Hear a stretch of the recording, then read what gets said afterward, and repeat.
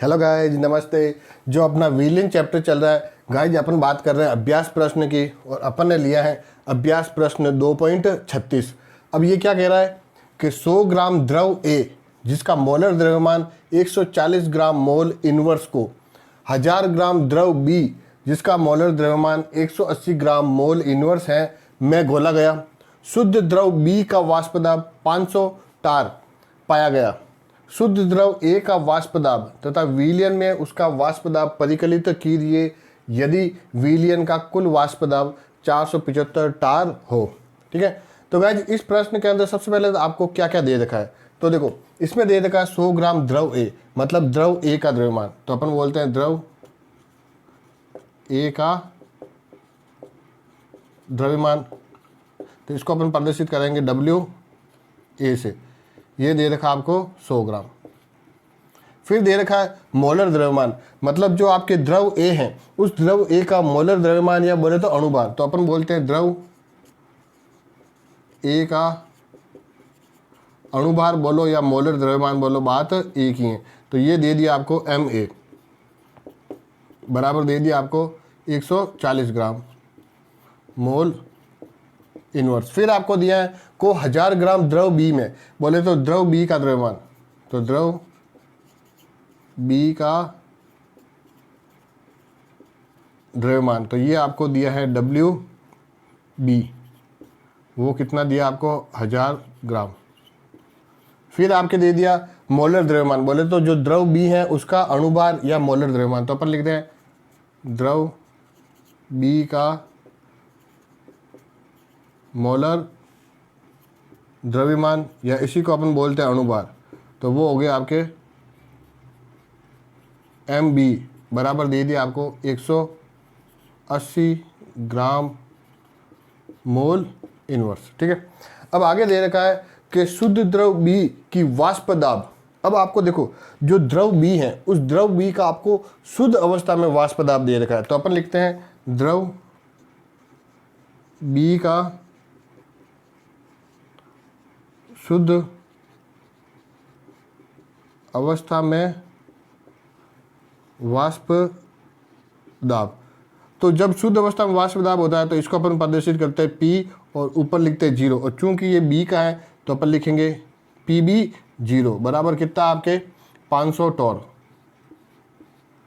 तो ये हो गया 500 टार। ठीक है, अब आपको क्या करना है कि शुद्ध द्रव ए का वाष्प दाब तथा विलयन में उसका वाष्प दाब परिकलित कीजिए यदि विलयन का कुल वाष्प दाब आपको दे रखा है। अब आपको नेक्स्ट इसमें लिख देते हैं विलयन का कुल वाष्प दाब, विलयन का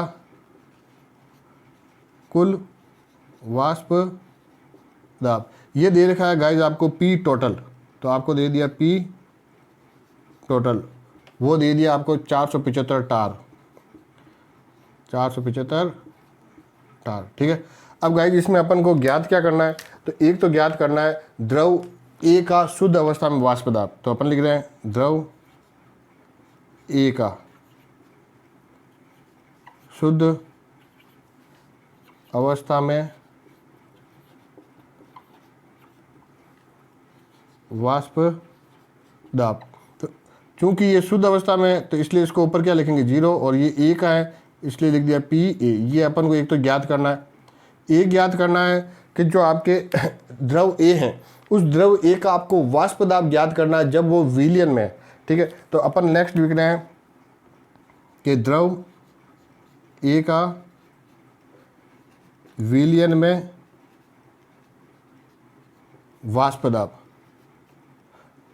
अब गाइज एक्चुअली क्या होता है कि कोई भी आपके विलयन बनता है, उस विलयन के अंदर जो आपके द्रव ए हैं या द्रव बी हैं वो जब वाष्प दाब लगाते हैं तो उनको बोलते हैं अपन आंशिक वाष्प दाब। ठीक है, तो यहाँ पर एक्चुअल में इसका आंशिक वाष्प दाब ज्ञात करना है और इसको अपन प्रदर्शित करते हैं खाली पी ए से। ठीक है, तो इस तरह से ये दो चीज़ें अपन को ज्ञात करनी है। अब ये प्रश्न कैसे हल करेंगे, तो देखो गाइज इसको प्रश्न को हल करने के लिए अपन काम में लेंगे राउल्ट नियम। क्या काम में लेंगे, राउल्ट नियम, तो अपन बोलते हैं राउल्ट नियम से, राउल्ट नियम से।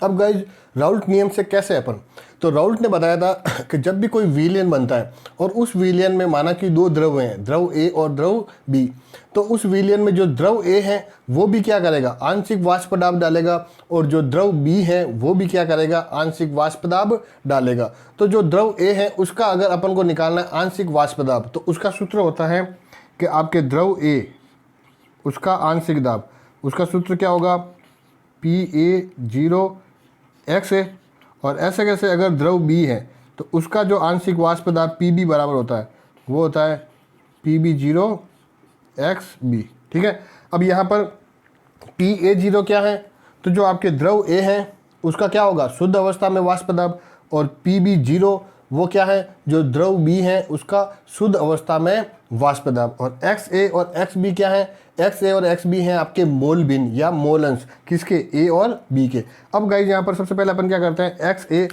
और XB का मान ज्ञात करते हैं। तो देखो जो XA है उस XA का सूत्र होगा आपके Na बटा Na प्लस NB। अब Na क्या है, तो Na है आपके मोलों की संख्या किसके लिए, A के लिए, और NB है मोलों की संख्या किसके लिए, B के लिए। तो अब अपन को क्या करना पड़ेगा, सबसे Na और NB का मान ज्ञात करना पड़ेगा। तो जो Na है उस Na का सूत्र क्या होता है, तो देखो जो मोल है उस मोल का सूत्र होता है आपके द्रव्यमान बटा अणुभार। तो आपके Na मतलब A का द्रव्यमान बटा A का अणुभार, तो A का द्रव्यमान उसको अपन प्रदर्शित करते हैं WA से, और A के द्रव्यमान को अपन प्रदर्शित करते हैं MA से। ऐसे कैसे अगर अपन को निकालना है NB, तो NB बराबर क्या हो जाएगा, WB बटा MB। अब गाइस देखो WA का मान कितना दे रखा है, 100 बटा MA का मान दे रखा है 140। तो देखो 0 से 0 गया, अब जो 10 है उस 10 को अपन 2 से काटेंगे तो ये जाएगा 5 बार, और 14 को काटेंगे तो ये जाएगा 7 बार। तो यहाँ क्या मिला, 5 बटा 7। अब गाइस WB का मान कितना दे रखा है, 1000 बटा MB का मान दे रखा है 180। ठीक है, तो 0 से 0 गया। अब यहाँ पर क्या बचा, 100 बटा 18, 100 बटा 18। अब गाइस ये कटेगा तो ये 2 से जाएगा ये 50 बार, और ये जाएगा आपके 9 बार। तो यहाँ उत्तर क्या मिलेगा, 50 बटा 9। ठीक है, तो अब आपको Na और NB के मान मिल गए। अब यहाँ से अपन को क्या मान मिल जाएगा, XA और XB का। कैसे, तो देखो, तो सबसे पहले लिख रहे हैं अपन XA, तो XA बराबर क्या होता है, Na बटा Na प्लस NB। तो गाइज Na का मान कितना मिला, 5 बटा 7।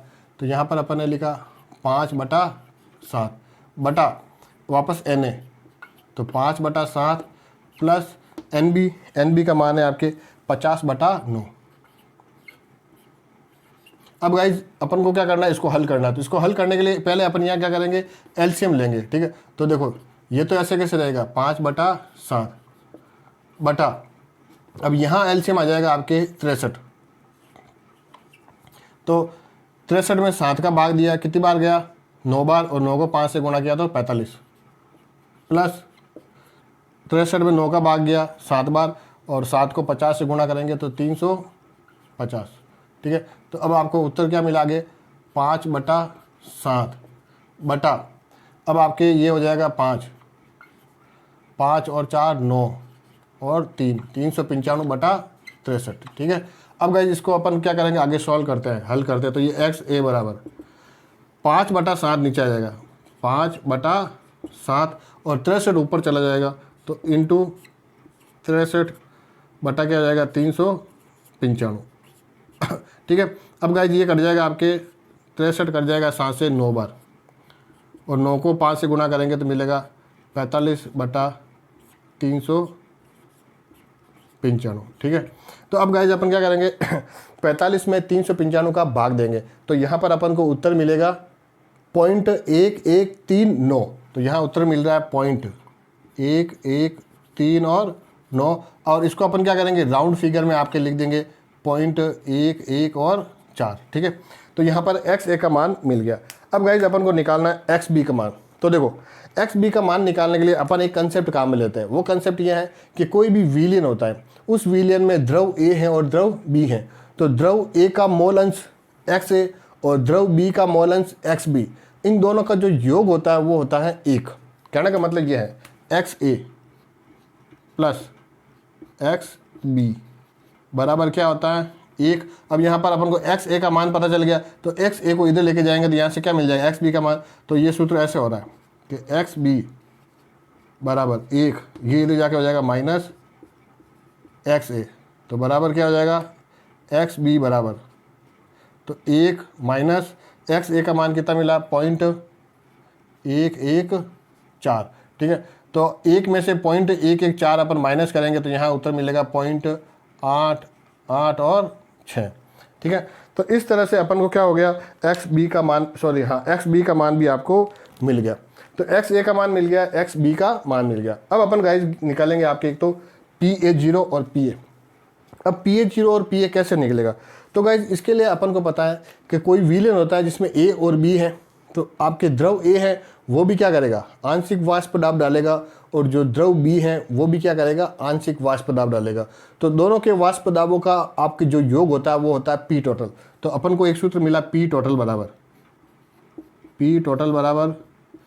P A plus P B.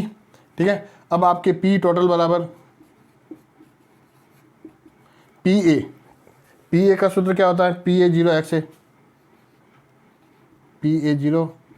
X A plus P B, इसका सूत्र होगा P B zero X B. अब आपके मान रखेंगे तो देखो पी टोटल का मान दे रखा है 475 टार बराबर पी ए जीरो आपको निकालना है, एक्स ए का मान निकाला 0.114 प्लस पी बी जीरो, तो पी बी जीरो का मान दे रखा है 500 टार इंटू एक्स बी का मान निकाला 0.886। ठीक है, तो गाइज अब अपन यहाँ पर क्या करेंगे कि आपके 500 को 0.886 से गुणा करेंगे, तो यहाँ पर आपको उत्तर मिलेगा 443। ठीक है, और ये हो गया आपके पी ए जीरो इंटू 0.114 बराबर 475। ठीक है, अब ये आपके क्या हो जाएगा इधर आ जाएगा तो चेंज हो जाएगा माइनस में, तो अपन लिखेंगे 475 माइनस 443 बराबर पी ए जीरो इंटू 0.114। अब 0.114 को नीचे लेके जाएंगे तो यहाँ से क्या मिल जाएगा पी ए जीरो का मान मिल जाएगा, तो पी ए जीरो बराबर आपके क्या हो जाएगा 475 माइनस 443 बटा 0.114। तो गाइस सबसे पहले तो अपन क्या करेंगे 475 में से 443 को घटाएंगे और जो उत्तर मिलेगा उसमें क्या करेंगे 0.114 का भाग देंगे, तो आपको उत्तर मिलेगा 280.7। तो यहाँ पर मिला 280.7 और ये भी क्या हो जाएगा टार। ठीक है, तो आपको क्या मिल गया पी ए जीरो का मान मिल गया। अब अपन को निकालना है पी ए, तो पी ए तो आसानी से निकल जाएगा क्योंकि पी ए बराबर क्या होता है पी ए जीरो एक्स ए, तो पी ए बराबर पी ए जीरो का मान मिला 280.7 इंटू एक्स ए का मान निकाला 0.114। ठीक है, तो आपके 280.7 को 0.114 से गुणा करेंगे तो अपन को अंतिम उत्तर मिलेगा 32। तो यहाँ पर उत्तर क्या मिला 32 और ये हो जाएगा आपके टार। ठीक है, तो इस तरह से इस प्रश्न को हल किया जाता है। धन्यवाद।